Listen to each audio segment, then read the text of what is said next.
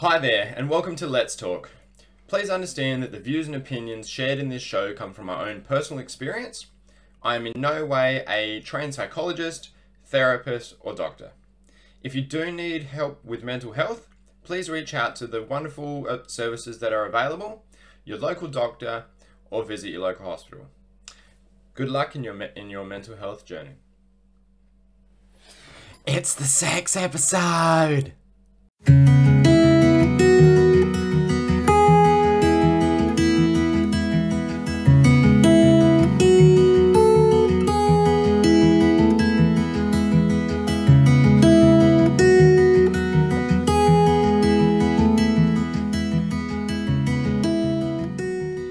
Hi guys, and welcome to this week's episode of Let's Talk.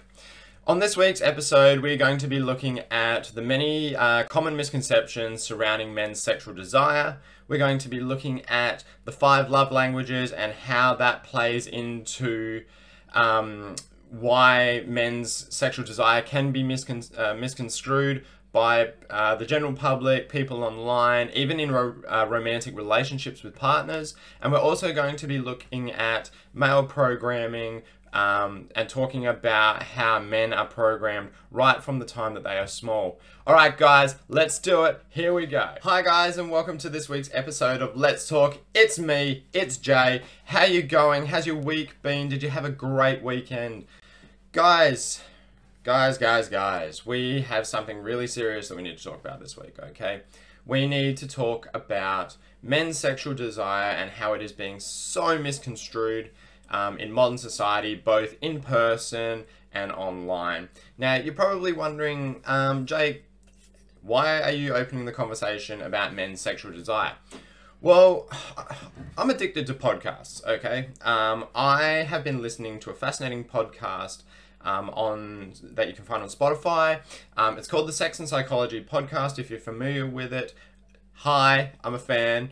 If you're not familiar with it, make sure to go and check it out because it's really educational when it comes to talking about all kinds of different sexualities. It's talking about sexual health. It talks about relationship. It is really, really educational, and I have found myself just so enthralled by it. So, I was kind of inspired by an episode that Dr. Justin Leigh Miller did regarding men's sexual desire, and I thought, you know, it's one thing coming from a professional, but let's put it into real world context and have it come from somebody who, you know, has a high sex drive, who is just a common guy, who has had experience where sexual desire has been misconstrued as something worse.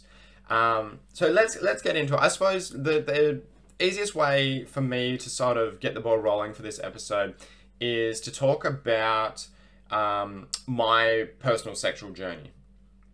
So if you've seen some of the previous episodes, you would have known that I came out of a relationship where, you know, sex became a taboo thing, and it became taboo because I had, without meaning to, started to discover that there were certain interests and certain things that I liked sexually. And I had tried to explore them with my partner, and unfortunately for me, my partner at the time was not willing to explore those things with me. And so, you know, I was made to feel that it was very taboo and it was not something that we explored. Post that relationship, I started exploring those sexual desires a lot more, and I had some wonderful experiences both solo and actually meeting like-minded people, which was amazing. I've made so many wonderful friends with very similar interests, and it's been amazing to be able to generalize these desires and talk about these desires in a context where, you know, you're not going to get slammed for it. So in 2021, I came out as a bisexual man, and it was the most liberating thing that I had ever done. And it was liberating because I finally realized, you know, why I was so insecure about my body when it came to other men. Quick throwback to high school, I had always felt like my body was just not up to par with everybody else. You know, like I grew up with guys who were ripped as hell, muscular, very good looking men. And I was just like, oh my God, like I want to look like that. I want to be like that. And could never do it. And it literally has taken me, Jesus, I was 25 when I went, you know what? I'm actually really happy with my body. I have a great body. I work on my body every week. And I really love it. So that self-love journey took a fair while. But you're probably asking, you know, so why are you telling us this? And I'm telling you this because it is important for you to understand that a man's sexual desire can, you know, surprise even them. And the reasoning behind it is, you know, vastly different to what is perceived by, you know, modern society, both in person and online. Let's fast forward, okay? So obviously in 2021, I met my now fiance, and I came out to her. She was the first person that I came out to, and I said, look, I feel like I'm bisexual based on encounters that I've had previously. These are, you know, these are also other things that I'm interested in, and I made myself very vulnerable. And I'm so blessed. She took it so amazingly. She was just like, okay, if this is what you're into, that's really cool. These are the things that I'm into. You know, do you think that there is any way that we could explore this together? And I was just like, my little brain exploded. I was like, oh my God, who is this woman? You know, like, wow, I'm so blessed and I'm so fortunate. And so we started down a path of sexual discovery, both together and solo, and we have come so far as a couple. We've come so far as people because we're ripping open doors that were previously not something that we had considered, nor had we really, you know, thought that that kind of world existed. And, you know, you're probably thinking, oh, but Jake, come on, get to the point. And I'm going, okay, what you need to understand is this, okay? Men's sexual desire can be misconstrued for very many reasons. As a highly sexual person, I know that in the past, my sexual desire has been misconstrued as he's handsy, he is grabby, he is, you know, all he thinks about is sex. And that is pure and simply not true, okay? My sexual desire, my actions, the processes that I take while, you know, I guess highly sexually engaged, has absolutely nothing to do with sex. And we're going to get into that a little bit later when we talk about the 5 love languages. But as a general idea of where I'm sort of going with this is, my love language is physical touch. I am a very hands-on, very physical person. I like showing my affection and my love through physical touch, be it hand holding, be it, you know, massive public displays of affection, kissing, hugging, you know, and of course, sex. For me, sex is the ultimate way for me to show my my passion for my partner. It is the ultimate way for me to show how much I love my partner. There is really nothing else that gives me the ability to be as close as I want to be with my partner. And I'm sure there's probably a lot of people out there watching going, oh, that actually explains a lot. Okay, so I want to talk about, first of all, that it is okay to talk about your sexual desires. Guys, we need to verbalize and vocalize our sexual desires. And you need to do it with people that you trust and people that you firmly believe are going to be supportive of you. I am so blessed that I work in a workplace where I have some very, very amazing work friends that I can call and go, hey, look, I'm interested in this. I would really love your opinion on it. Can you give me some advice? Can you give me some support? Because I know that I'm not going to be judged for that. I have, you know, 3 or 4 really lovely work colleagues that I can just ring and just go, hey, you're an expert on this, can we talk about this? You're an expert on that, can we talk about that? You know, even just having like a casual chat. You know, I am very fortunate that I can talk to my partner about specific desires that I have and know that she's going to be like, okay, I don't quite understand it. So let's do some research on it together. Let's read articles, let's watch some videos, let's really get an understanding of what it is that you desire, so that we can we can explore that safely together.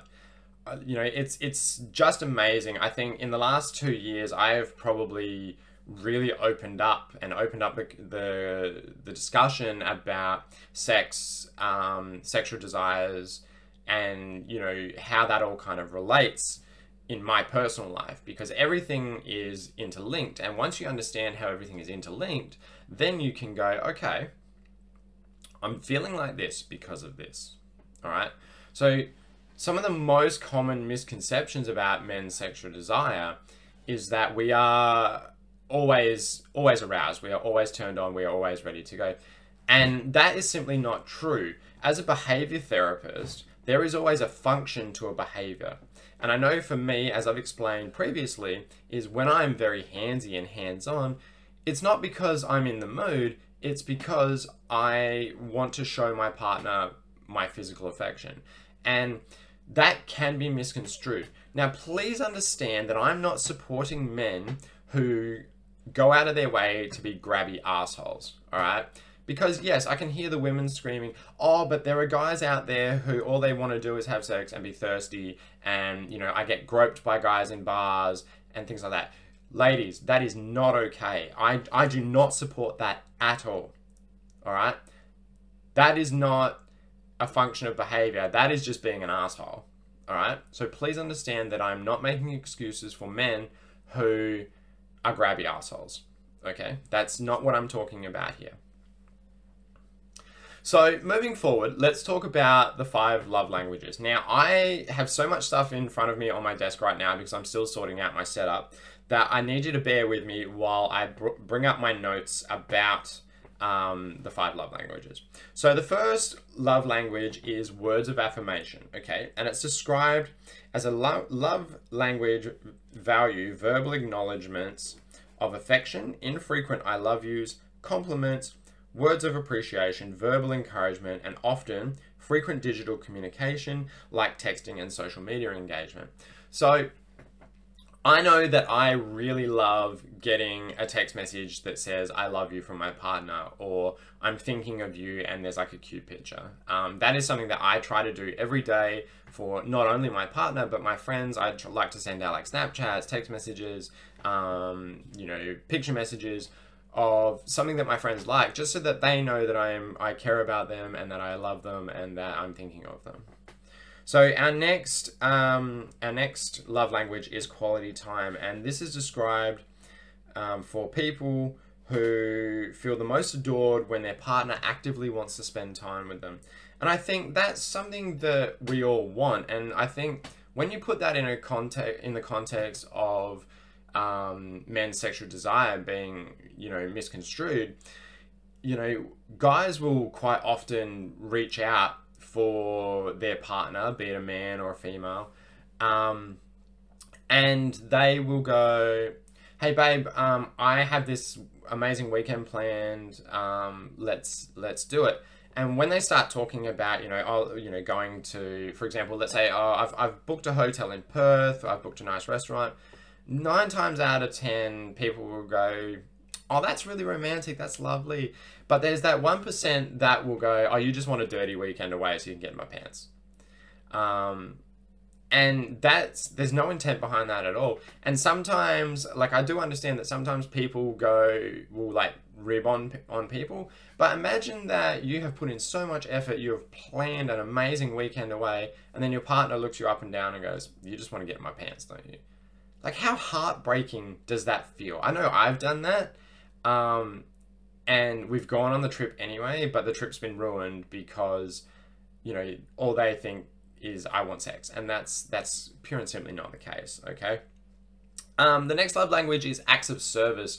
I know that my partner's love language is acts of service. She is an amazing cook, and whenever she cooks for me, I eat like double because I just love her food so much. Okay. Acts of service can be anything from, you know, putting the washing away to, you know, having dinner on the table when your partner comes home. So if you're one of those people who, you know, has gone out of their way to cook dinner and set up like a really romantic evening to have, oh, I'm not in the mood, or I'm not, you know, I just can't tonight, or something like that. Again, that comes back to how men's sexual desire can be misconstrued, and how people can misinterpret what you are trying to put across. Okay.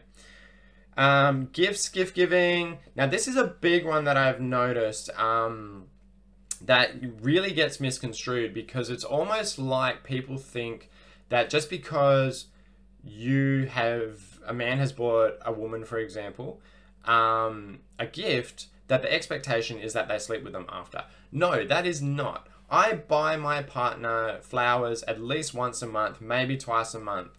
Okay?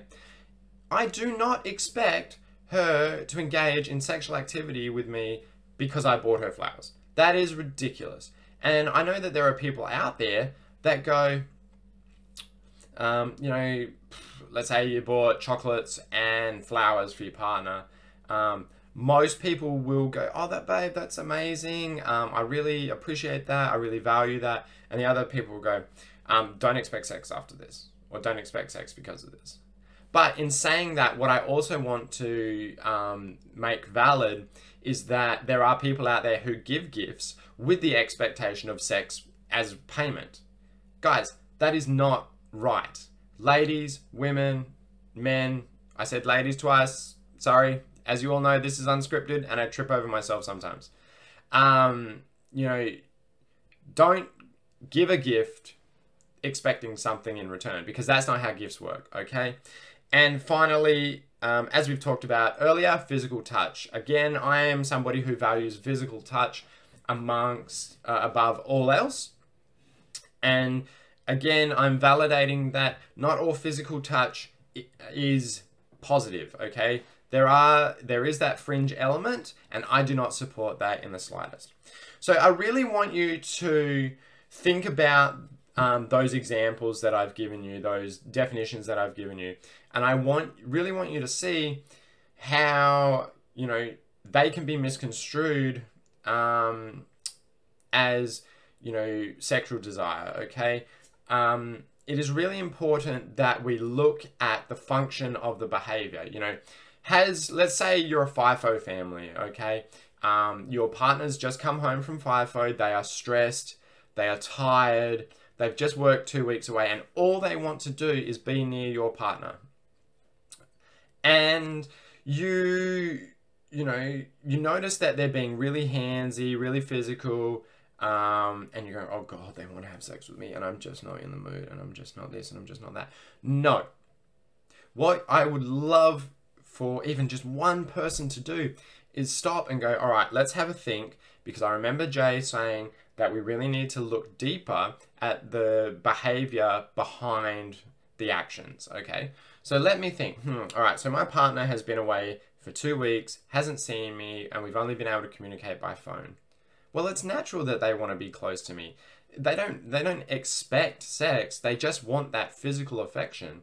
And I think when we look at that, men really are only able to communicate how much they care about somebody through physical affection, because our programming tells us that we are not allowed to talk about how we feel. We're not allowed to share how we feel. We're not allowed to appear weak in front of other men. And that is a perfect segue into my next topic, which is male programming. So, as a behavior therapist, I work with kids from the ages of 2 and up, okay? And what I have seen is many different types of programming in kids, okay? So what you have to remember is kids are like little sponges. They absorb everything they see. They absorb everything that they hear.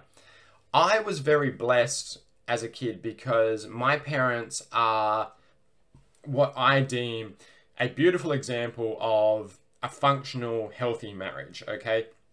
They don't fight and argue. Whenever there's an issue, they sit down, they talk about it. They are very affectionate towards each other. You know, Dad uses a lot of humor. He uses a lot of physical touch to display how he feels about Mum, and Mum likewise is just like a big laughing teddy bear half the time with Dad, because obviously he makes her happy. So I was raised predominantly by my mum because Dad was working on the farm a lot. So I am very open to my emotions. I am very open to having conversations about how I feel, even though they're terrifying as heck. And if you've seen my earlier video from the original Let's Talk series about communication, you will know that it's okay to have those hard conversations. But as I said before, you know, not all families are like that. Not all men are brought up in a environment where it's okay to talk about how they feel. And to be honest, it is difficult socially as well. Like, I know for me, since about Jesus, when did I move to Bunbury? I moved to Bunbury in 2016, and so that was 6 years ago. And there is probably only two people that I really felt that I could open up to and talk about how I felt as a man, you know, man to man.